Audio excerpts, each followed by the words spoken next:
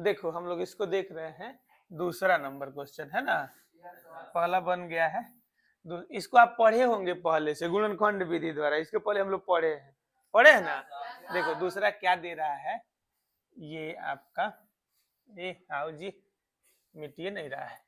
चलो दूसरा देखो, इसमें है 4y² माइनस 4y प्लस 1। क्या नियम कहता है, पहले सबसे पहले इसमें a से इसमें गुणा करेंगे ना। 4 में 1 से गुणा करेंगे तो कितना होगा, 4 होगा। अब इसका ऐसा फैक्टर करेंगे कि जोड़ने पर कितना है, 4 आए, जोड़ने पर 4, तो 2 हो सकता है, 2 तो यहाँ लिख सकते हैं 4y² माइनस इस 4 के बदले 2 + 2 और यहाँ पर y फिर 1। ये पढ़े है ना।